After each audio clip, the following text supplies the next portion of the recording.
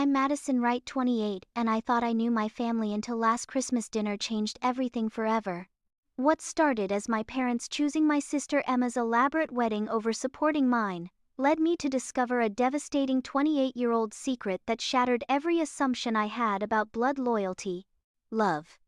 The truth didn't just destroy our family dynamics, it exposed a web of lies, manipulation, and betrayal that reached back to my very birth. Some family secrets are buried for good reason, but when they surface, the entire foundation crumbles. But before we dive into how my perfect Tuscan wedding became the catalyst for the most shocking family revelation imaginable, I need to know, where are you watching from today? If you're ready for a story about family betrayal that'll make your jaw drop, hit that like button and subscribe, because trust me, you've never heard anything like what happened next. This family revenge story has twists that even I couldn't have predicted. Growing up as the Wright family's second daughter meant living in Emma's perpetual shadow. She was 3 years older, conventionally beautiful, with mom's blonde hair and blue eyes, while I inherited dad's darker features and what they called my stubborn streak.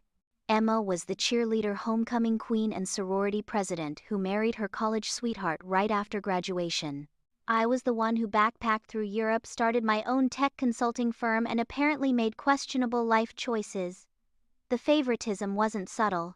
When Emma announced her engagement to Derek, a pharmaceutical sales rep, our parents immediately offered to pay for her dream wedding. They'd been saving in a special account since she was 16. Apparently they just knew she'd want the full princess treatment. The budget: a staggering $150,000 for 300 guests at the country club where mom had always envisioned her daughters would marry. When I got engaged to James, a successful architect I'd met during a project in San Francisco, the reaction was decidedly different. Mom's first question wasn't about my happiness, it was whether James could provide stability and if I was sure this time. Dad asked about his family background and seemed disappointed when I mentioned James came from middle-class roots, unlike Derek, whose family owned several car dealerships. The kicker came when I asked about wedding support. Mom and Dad exchanged those looks, the kind that speaks volumes without words. Dad cleared his throat and explained they'd already committed their wedding budget to Emma's celebration. There might be a few thousand available, but nothing like what Emma was getting. The message was crystal clear: the golden child gets the fairy tale while the black sheep gets table scraps. I wasn't devastated, I was furious. At 28, I'd built a 7-figure business from scratch. James and I could afford our own wedding, but that wasn't the point. The point was what this represented: a lifetime of being second best, of having my achievements minimized while Emma's mediocrity got celebrated. That night James found me researching wedding venues in Italy. "What are you thinking?" he asked, wrapping his arms around me, as I scrolled through photos of Tuscan vineyards. "I'm thinking if they want to play favorites, I'll give them something to really talk about," I said, clicking on a listing for a restored 16th century villa. The price tag made James whistle. $35 million if we wanted to buy it outright. "Madison, we don't need to prove anything to them." But he was wrong. I did need to prove something, not to them but to myself. I needed to prove that their approval wasn't the measure of my worth, that I could create something beautiful without their blessing or budget. The Villa Benedetta sat on 50 acres of rolling hills outside Florence, complete with its own vineyard, olive groves, and a chapel that had hosted weddings for centuries. The current owners, an elderly Italian count, and his wife, were looking to sell to someone who would preserve its history. When I called them explaining my situation, the countess laughed warmly. "Ah, familia drama," she said in accented English. "We understand. You want to show them who you really are." No, within 2 weeks we'd closed on the property. The Italian bureaucracy moved surprisingly quickly when you had cash and determination. James thought I'd lost my mind, but he supported my vision: an intimate wedding for 50 of our closest friends and chosen family, with a reception that would rival anything the country club could offer. Emma's reaction to our announcement was predictably catty. "Oh, Madison's having her wedding in Italy, how theatrical.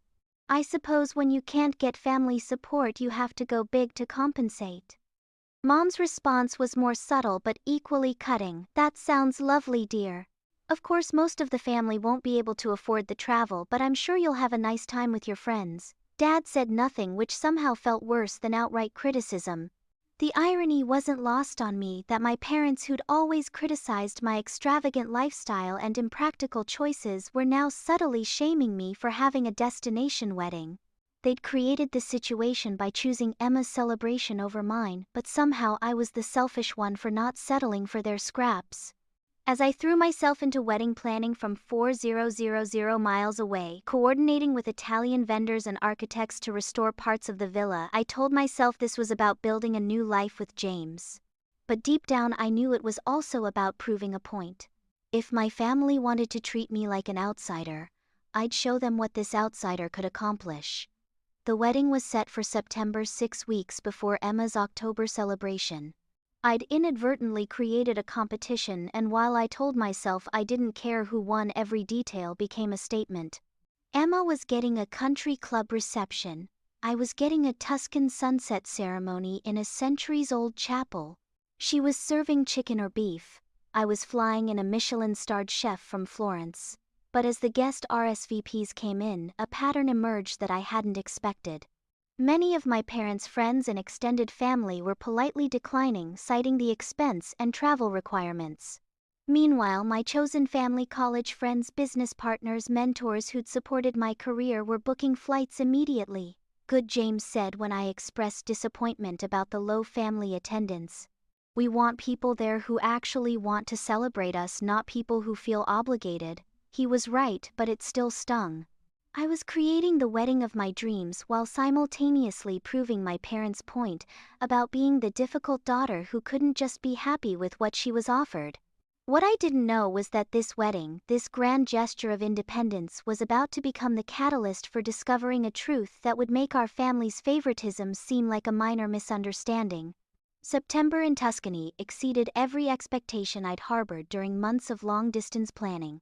Villa Benedetta glowed golden in the late afternoon sun as our 50 guests gathered in the restored chapel, its ancient stone walls covered in climbing roses that seemed to bloom specifically for our celebration.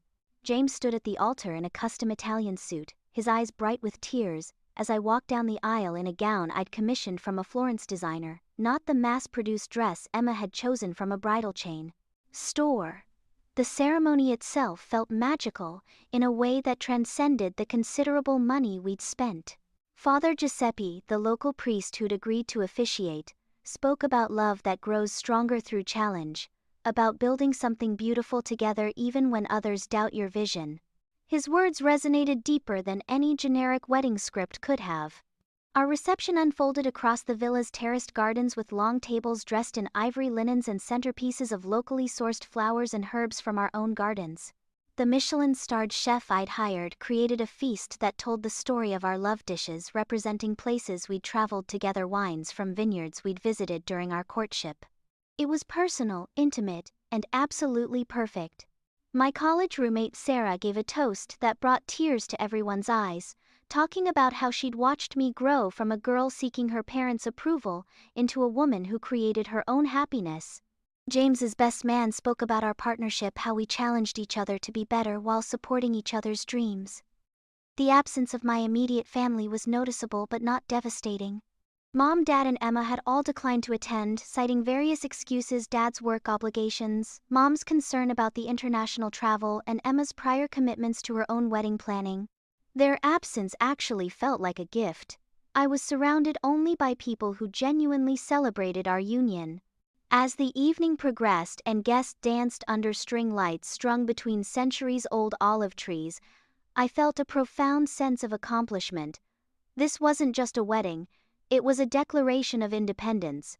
I'd created something extraordinary, without my family's approval or support, surrounded by people who loved James and me for who we actually were. The villa's staff documented everything with the skill of artists, capturing candid moments of joy that would make Emma's formal country club photos look sterile by comparison. When the photographer showed me images of James and me laughing by the fountain, wine glasses in hand with the Tuscan hills rolling behind us, I felt vindicated in every choice I'd made. But the real triumph came in the weeks following our return to San Francisco. Social media exploded with our guests' photos and stories. The pictures were stunning, like something from a luxury travel magazine, and the narratives they shared painted our celebration as the wedding of the year. Emma's college friends started commenting on the photos, asking about the venue and vendors. Some expressed regret about not attending, having initially dismissed it as Madison's destination wedding phase. The tide of opinion was turning, and I could feel it even from 6,000 miles away. Mom started calling more frequently, always asking casually about how married life was treating me and whether I was settling in well at the villa. Her tone had shifted from dismissive to curious, and I sensed she was fishing for details about our Italian property and lifestyle. The real breakthrough came when a lifestyle magazine reached out wanting to feature our wedding in their Destination Celebrations issue. The photographer had submitted our images to the publication, and they were fascinated by the story: successful couple purchases historic Italian villa for intimate wedding celebration. When the magazine hit newsstands 3 weeks before Emma's wedding, featuring 8 glossy pages of our celebration under the headline "Tuscan Dreams When Love Leads to Villa Ownership," the family dynamics shifted dramatically. Suddenly, everyone wanted to talk about my little Italian adventure. Extended family members who declined our invitation were calling to congratulate us and hint about visiting Tuscany. Emma's friends were asking if she was planning any destination honeymoon adventures. Mom's bridge club was apparently passing around the magazine and commenting on how sophisticated and romantic our wedding looked. The irony was delicious but also exhausting. The same celebration they dismissed as theatrical and impractical was now being praised as elegant and inspired by people seeing it through the filter of a prestigious publication. Emma's response was predictably passive-aggressive. She started making comments about how some people need magazine features to feel validated while others prefer intimate family celebrations. She also began emphasizing how her wedding would be meaningful to the people who really matter, with all the family there to support us. But I could see the cracks in her confidence. When she asked about borrowing some of my Italian vendor contacts for future events, I knew the magazine feature had gotten under her skin. Dad's reaction surprised me most.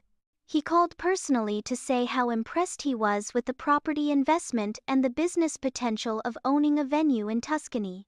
This was the first time he'd ever acknowledged one of my business decisions as genuinely smart rather than lucky or risky. "Your mother and I were thinking," he said carefully, "maybe we could visit sometime, see what you've built there." It was a small olive branch, but it felt significant after months of cold shoulders and dismissive comments. As Emma's wedding approached, I found myself in an unexpected position, the family black sheep who'd somehow become the success story everyone wanted to claim.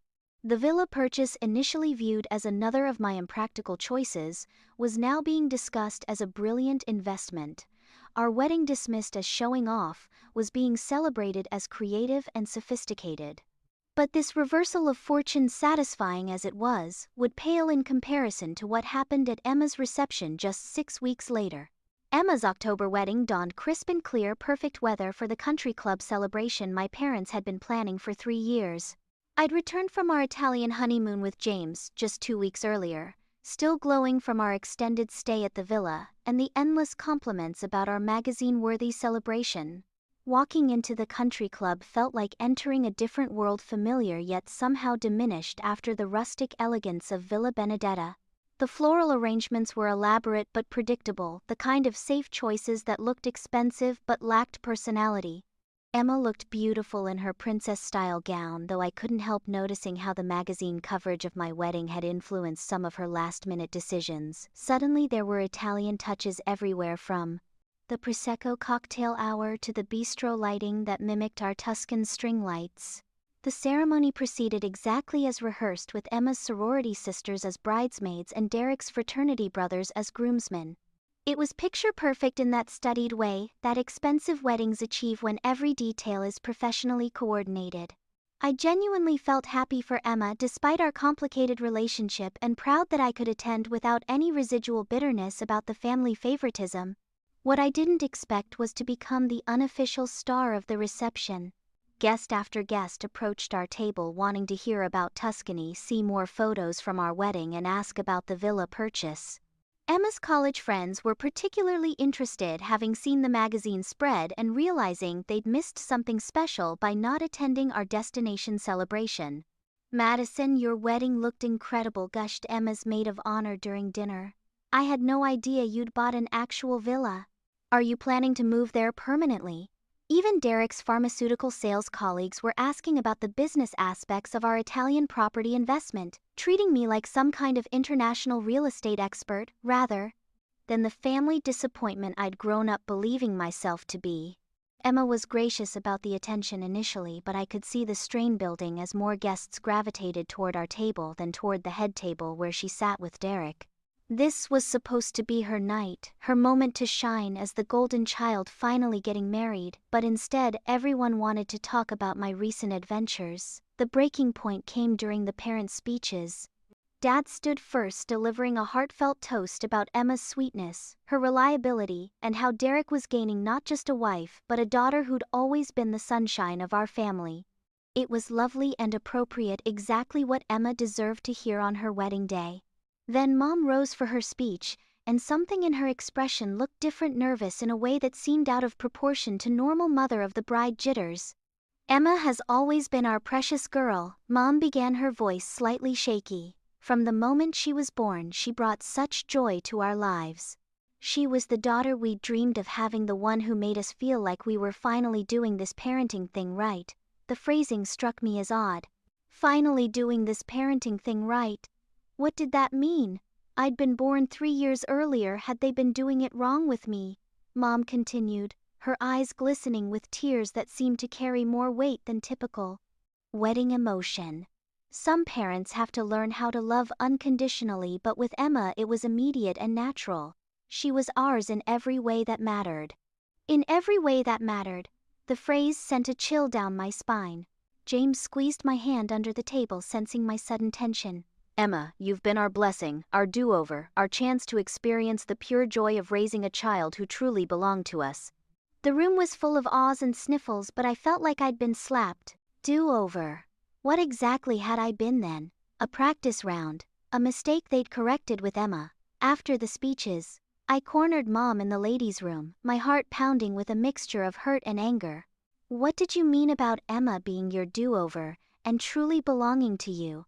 I asked, trying to keep my voice level despite the churning in my stomach. Mom's face went pale, the kind of white that comes from realizing you've said something you can't take back.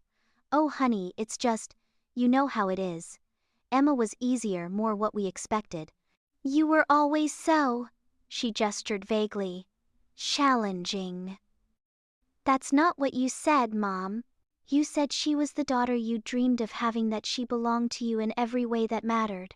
What does that make me? Mom's hands were shaking as she reapplied her lipstick, avoiding my eyes in the mirror. Madison, this is Emma's night. Can we please not do this now? But I couldn't let it go. 28 years of feeling like an outsider in my own family suddenly crystallized into a moment of clarity. There's something you're not telling me, isn't there? The silence stretched between us until it became an answer in itself. Mom, she turned to face me fully, tears streaming down her cheeks and ruining her carefully applied makeup. For a moment, she looked like she might confess whatever secret she was carrying, but then her expression hardened. Your sister is getting married today. I won't have you ruining this with your drama and conspiracy theories. She pushed past me and returned to the reception, leaving me alone in the ladies' room with 1,000 questions and the growing certainty that my entire life had been built on lies. I rejoined James at our table, but the rest of the evening felt surreal. Every interaction with my parents seemed loaded with hidden meaning. Every comment about family resemblance or inherited traits carried new weight. When Emma's new mother-in-law mentioned how Emma looked exactly like her mother at that age, I found myself studying both women's faces with new intensity. The similarities were striking: the same bone structure, the same smile, the same graceful way of moving through social situations. Then I thought about myself, always the odd one out, with my darker coloring and sharper features, always hearing how I took after Dad's side, even though Dad's relatives never seemed quite sure which ancestor I supposedly resembled. As we drove home that night, James finally asked what was wrong. I think I said slowly, testing the words aloud, I think Emma might be their only biological child. James was quiet for a long moment. What makes you think that? Everything. The favoritism mom's speech tonight, the way they've always treated me like an outsider who they're somehow obligated to love. What if it's because they literally are obligated? What if I'm adopted, and they never told me? The possibility hung between us like a living thing, reshaping every memory and interaction I'd ever had with my family. If I was right, then my entire life story was a lie. But more than that, if I was right and they'd hidden it from me for 28 years, treating me as lesser while knowing exactly why I'd never truly belonged, then this wasn't just about family secrets. This was about justice. And I was about to make sure the truth finally came to light. I couldn't sleep that night. Emma's wedding reception kept replaying in my mind. Mom's strange speech, her panicked reaction in the bathroom, the way she'd deflected my questions. By 3 a.m., I was sitting at my laptop starting what would become the most important investigation of my life. James found me there at dawn, surrounded by printouts and notebooks, my eyes red from staring at adoption websites and genealogy forums. "Madison, you need to slow down," he said gently, setting a cup of coffee beside me. "Even if you're right about this, charging ahead without a plan won't help." But I was already past the point of caution. 28 years of feeling like an outsider had crystallized into a burning need for truth. I'd built a successful business by being methodical and thorough. Now I'd apply those same skills to uncovering my own origins. My first stop was the Vital Records Office. California had strict adoption privacy laws, but I could at least obtain my birth certificate and see if there were any irregularities. The clerk, a motherly woman named Janet, helped me navigate the process. "Most people don't realize," she said while processing my request, "that amended birth certificates look almost identical to original ones. The only telltale sign is usually timing discrepancies or subtle formatting differences." When my birth certificate arrived 3 days later, I studied it with a magnifying glass. Everything looked standard. My parents listed as Robert and Linda Wright, born at Mercy General Hospital, weight and time documented normally. But Janet's words echoed in my head: amended certificates were designed to look authentic. My next step was more invasive but necessary: a DNA test. I ordered kits from 3 different companies, wanting multiple data points. The waiting period felt endless, but I used the time to dig deeper into my family's history. I started with photo albums, studying pictures with new eyes. In baby photos, Emma looked like a miniature version of Mom: same nose, same eye shape, same smile. But my baby pictures showed a completely different child. Where Emma was plump and blonde, I was thin and dark-haired. Where Emma had Mom's delicate features, I had sharper angles and a different bone structure entirely. The most telling discovery came in a box of Mom's old papers I'd borrowed under the pretense of creating a family scrapbook for Emma's wedding gift. Buried beneath old Christmas cards and school reports, I found medical records that stopped me cold. Mom had documented Emma's entire medical history meticulously: vaccination records, pediatrician visits, even growth charts tracking her development. But my medical records were sparse, starting only from age 2, with no birth hospital records or newborn information. Even more suspicious, Emma had Mom's blood type A positive, clearly documented in her pediatric files.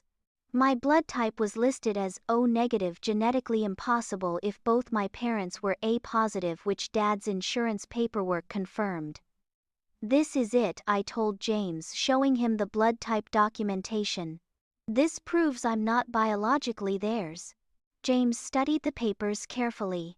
"It's strong evidence, but you need to be absolutely certain before you confront them. What if there's another explanation?" But I was already planning my next move. The DNA results would provide definitive proof, but I wasn't waiting passively. I hired a private investigator, someone discreet who specialized in adoption cases. Detective Maria Santos was a former police officer who transitioned to private investigation after adopting children herself. When I explained my situation, she nodded knowingly. Family adoption secrets were more common in the 80 seconds and 90 seconds, she said. Many parents believed they were protecting children by never revealing their origins. But those secrets have a way of surfacing eventually. Maria's investigation moved faster than I'd expected. Within a week, she'd discovered that my parents had indeed gone through Catholic charities in 1995, the year before my birth. The adoption records were sealed, but Maria found circumstantial evidence, financial records showing payments to the agency, medical appointments Mom had attended but weren't related to her own healthcare. The breakthrough came when Maria located my birth mother. Her name is Catherine Morrison, Maria explained during our meeting. She was 16 when she gave birth to you, living in a group home for pregnant teens. She's now a social worker in Portland, married with 2 children of her own. My hands shook as Maria handed me Catherine's contact information. She's willing to meet with you. Apparently she's wondered about you for years but respected the closed adoption agreement your parents insisted upon. The DNA results arrived the same day, confirming what I already knew. Robert and Linda Wright showed no genetic relationship to me whatsoever. I was 0% related to either parent, while the databases found several potential relatives with the surname Morrison. Catherine's family. Everything made sense now. The favoritism, the constant feeling of not belonging, the way my parents seemed puzzled by my personality and choices. They'd raised me out of obligation, not instinct, while Emma was their biological miracle, the daughter they'd conceived naturally 3 years after adopting me. But understanding the truth only amplified my anger. They'd let me spend 28 years believing I was somehow deficient, somehow less worthy of their love and support. They'd watched me struggle with self-doubt and feelings of inadequacy, while knowing exactly why I felt like an outsider, because I literally was one. The final piece of evidence came from an unexpected source. Going through more of Mom's papers, I found a letter dated 6 months after my adoption. It was from Catherine, addressed to Madison's adoptive parents, thanking them for giving me a good home but expressing hope that someday I might want to know about my origins. Mom had kept the letter for 28 years, but never mentioned its existence. She'd had multiple opportunities to tell me the truth when I struggled with identity issues as a teenager, when I got engaged, and started thinking about family, when I'd explicitly asked about my medical history for insurance purposes. Instead, she'd chosen to maintain the lie while systematically favoring their biological daughter. As I prepared to confront my parents with the evidence, I realized this wasn't just about learning my origins anymore. This was about 28 years of gaslighting, favoritism, and emotional manipulation. They'd stolen my right to know my own story while making me feel grateful for their reluctant love. Emma's perfect wedding had been the catalyst, but this revelation would be the reckoning. I scheduled dinner at my parents' house for the following Sunday, telling them James and I wanted to share news from our honeymoon. It wasn't technically a lie, I did have news, just not the kind they were expecting. Mom spent the week texting about menu planning and asking if we had any photos from Italy to share. Her enthusiasm felt different now, knowing what I knew. Was she trying to rebuild our relationship, or just managing her guilt? When we arrived, the house smelled like pot roast and anxiety. Mom had gone overboard with the meal, setting the dining room table with her good china, and lighting candles as if this were a special occasion. Dad looked uncomfortable in his dress shirt, clearly wondering why this dinner required such formality. Emma and Derek had been invited too, which actually worked perfectly for my plans. If I was going to detonate this family secret, everyone needed to hear it simultaneously. So Dad said, after we'd finished eating, "What's this big news you wanted to share?" I reached into my purse and pulled out the folder containing all my evidence: DNA results, medical records, adoption documentation, and Catherine's letter. My heart was pounding, but my voice remained steady. I know I'm adopted. The silence that followed was deafening. Emma's fork clattered against her plate. Derek looked confused, glancing between faces, trying to understand the sudden tension. Dad's face went completely white while Mom's hand flew to her throat. "What are you talking about?" Emma said finally. "That's ridiculous. You're being dramatic again." "Am I?" I opened the folder and spread the DNA results across the table. These say, I share 0 genetic markers with either parent. 0. That's not dramatic, Emma. That's biological fact. Dad stood up abruptly, his chair scraping against the hardwood floor. "Madison, I think you should sit down, Dad." My voice carried authority I'd never used with them before. "We're going to talk about this. All of it." I pulled out the medical records next. "Mom, why do your files have Emma's complete medical history from birth but mine only start at age 2? Why is Emma's blood type documented as A positive like yours, while mine is O negative, which is genetically impossible? Given your and Dad's blood types, Mom started crying. Not the gentle tears of a mother caught in an uncomfortable situation, but the harsh sobs of someone whose carefully constructed lies were crumbling. And then there's this. I held up Catherine's letter. A thank you note from my birth mother dated 6 months after my adoption, expressing hope that someday I might want to know about my origins. You've had this for 28 years, Mom. 28 years of me wondering why I felt different, why I didn't fit, why you seemed to struggle to love me the way you loved Emma. Emma was staring at the letter with wide eyes. I don't understand. Why wouldn't you tell her? Because I continued, my anger finally surfacing. It was easier to let me believe I was somehow deficient than to acknowledge the truth. It was easier to favor their biological child while making their adopted daughter grateful for scraps. That's not Mom started, but I cut her off. Really? Let's talk about the weddings, shall we? Emma gets $150,000 and 3 years of planning support. I get told there's no budget left, and maybe they can spare a few thousand. Emma gets the family celebration she's always dreamed of. I get criticized for having a destination wedding that's too expensive for family to attend. Derek looked increasingly uncomfortable with this family drama unfolding around him. Maybe we should. No, Derek, you should hear this too. You married into this family. You should know what you're getting. I turned back to my parents. Do you have any idea what it's like to spend your entire life wondering why your own parents seem to find you difficult to love? I built a multi-million-dollar business, bought a villa in Italy, created a life most people would envy, and still felt like I was somehow failing to meet your expectations. Dad finally found his voice. Madison, we love you. You love the idea of loving me. You love telling people you have 2 daughters. But you've never loved me the way you love Emma, and now I know why. She's yours. I'm just the charity case you took on before you had your real daughter. Emma was crying now too. Madison, I never knew. I swear I didn't know. I looked at my sister, my not sister, and felt a complicated mix of anger and pity. Of course you didn't know. Why would they tell you? You got to be the precious biological child while I got to be the grateful adoptee. The dynamic worked perfectly for everyone except me. Mom finally spoke through her tears. We thought it would be easier if you didn't know. We thought you'd feel more secure if you lied to me for my entire life. If you made me question my own worth, instead of being honest about my origins. I gathered up my evidence. I've already contacted Catherine Morrison. She's my birth mother and she's wanted to know me for 28 years but respected your wishes for a closed adoption. She's also the social worker who's been helping kids like me, kids who aged out of foster care, find their families. The irony wasn't lost on any of us. While my adoptive parents had been treating me like an obligation, my birth mother had dedicated her career to family reunification. I'm meeting her next week, I continued. And I want you to think very carefully about whether you want to be part of my life going forward, because I'm done pretending this family dynamic was ever normal or healthy. James squeezed my hand under the table. We'd discussed this moment extensively, and he'd supported every decision I'd made throughout this process. The truth is, I said, standing to leave, I don't need your approval anymore. I don't need your love or support or acceptance.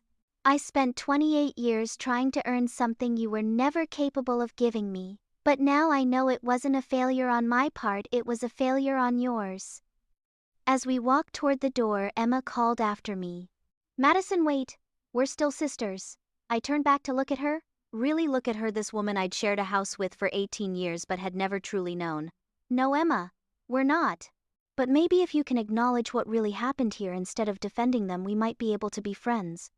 The reckoning had begun. Meeting Catherine Morrison felt like coming home to myself in a way I'd never experienced. She had my hands, long fingers, same nail beds, and my laugh, that slightly too loud sound that Mom had always subtly criticized. But more than physical resemblance, Catherine had something I'd been searching for my entire life: unconditional acceptance. I thought about you every single day, she said, as we sat in a Portland coffee shop, both of us crying and laughing simultaneously. Every birthday, every Christmas, every milestone. I wondered if you were happy, if you felt loved, if you knew how wanted you were by me. Catherine told me her story without defensiveness or self-pity. At 16, pregnant and abandoned by her boyfriend's family, she'd made the agonizing decision to place me for adoption because she wanted me to have opportunities she couldn't provide. She'd specifically chosen Robert and Linda Wright because they'd promised an open adoption, regular updates, photos, eventual contact when I was ready. They cut off all communication after 6 months, she explained. I sent letters, requested updates through the agency, even tried calling once when you turned 5.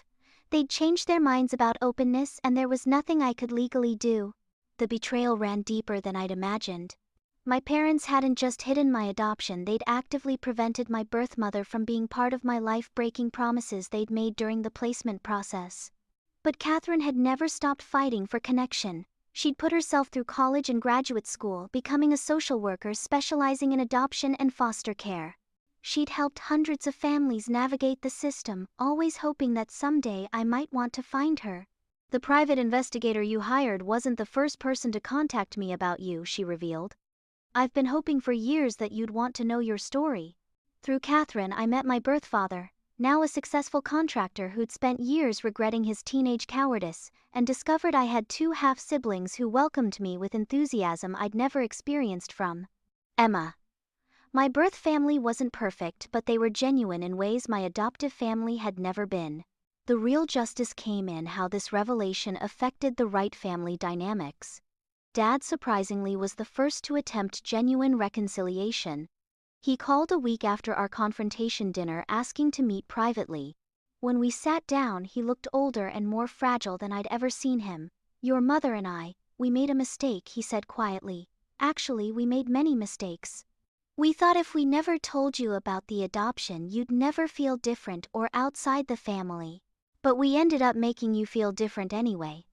It was the closest thing to an apology I'd gotten from either parent, and while it didn't erase 28 years of emotional damage, it was a start. Mom's response was more complicated. She alternated between defensive justification and tearful guilt, never quite able to take full responsibility for the deception. She seemed most upset about losing control of the narrative, particularly when she realized I was building relationships with my birth family. Emma surprised me most of all. 2 weeks after the truth came out, she showed up at my San Francisco apartment, unannounced, looking haggard and confused. I keep thinking about all the times Mom and Dad treated you differently, she said, sitting awkwardly on my couch. I always thought it was because you were more challenging, more independent. I never questioned why they seemed to love me more easily. For the first time in our lives, Emma was seeing our family clearly instead of through the lens of being the favored child. I don't know how to fix this, she continued. I don't know how to make up for 28 years of getting love and support that should have been shared equally. You can't fix it, I told her honestly. But you can acknowledge that it happened and you can choose how to move forward. Emma made her choice at Christmas. Instead of attending the annual Wright family gathering, she and Derek flew to Italy to spend the holidays with James and me at Villa Benedetta. She wanted to see what I'd built, to understand the life I'd created outside our family's narrow expectations. This is incredible, she said, standing in our chapel as snow dusted the Tuscan hills. You didn't just escape them, you created something beautiful. Emma's presence in Italy felt like the beginning of a real relationship between us, one based on choice rather than obligation. She was finally seeing me as a person rather than the difficult sister who made her own life look easier by comparison. The ultimate karma moment came during Easter dinner at the Wright house. James and I attended, but with clear boundaries in our own transportation. Mom had prepared her usual elaborate meal, clearly hoping to restore some normalcy to our fractured family dynamics. But something had fundamentally shifted. Without the secret holding everything in place, without the lie that had structured every family interaction for nearly 3 decades, we all had to figure out how to relate to each other honestly. Dad seemed relieved, actually, to no longer pretend that blood made us automatically close. Mom struggled more, unable to understand why truth-telling hadn't magically repaired our relationship. Emma was carefully navigating her own guilt, while trying to build something authentic with me. As we sat around that familiar table, I realized I'd won something more valuable than revenge. I'd won my freedom from their judgment and my right to define my own worth. "I have an announcement," I said during dessert. "Catherine, my birth mother, is getting married this summer. James and I are hosting their wedding at Villa Benedetta." The table went quiet. Mom's face showed a flicker of jealousy and loss, the realization that another woman was claiming the mother of the bride role she'd forfeited through her choices. "That's wonderful," Emma said firmly, shooting Mom a warning look. "Catherine deserves to celebrate with her family." And that's exactly what happened. In July, surrounded by the hills of Tuscany, I walked Catherine down the aisle of our chapel as her matron of honor. It was a role that should have fallen to her sister, but she specifically asked me to do it. "You're my daughter," she said as we practiced the processional. "After 30 years of missing you, I want you right beside me for the most important moment of my new beginning." Standing in that chapel watching my birth mother marry a man who'd waited patiently for her to heal from decades of loss and regret, I felt something I'd never experienced with the rites. I felt like I truly belonged. The story could end there, with justice served and relationships rebuilt, but the real ending is ongoing. It's in the weekly phone calls with Catherine, the authentic friendship growing with Emma, and the peace that comes from finally knowing my own story. Some people ask if I regret stirring up family secrets that might have stayed buried forever. The answer is always no. Living a lie, no matter how comfortable, isn't really living at all. You can't build a genuine life on a false foundation. Sometimes the most loving thing you can do is demand the truth, even when that truth destroys everything you thought you knew about your family. What's your experience with family secrets? Have you ever discovered something that changed your entire perspective on your relationships? Drop a comment below sharing your story. I read every one, and I love hearing how these experiences shape us. If this story resonated with you, please hit that like button and subscribe for more real-life family drama. Share this video with anyone who's ever felt like the outsider in their own family. Sometimes knowing you're not alone makes all the difference. Thank you for listening to my story, and for supporting my journey toward truth and authentic relationships. Remember, you deserve love that doesn't come with conditions or secrets. Sometimes the family you choose or discover is more real than the family you were born into, and that's not just okay, it's beautiful. Life has a way of bringing justice when we have the courage to seek truth over comfort. Trust that process even when it's painful. The real family you're meant to have is worth fighting for.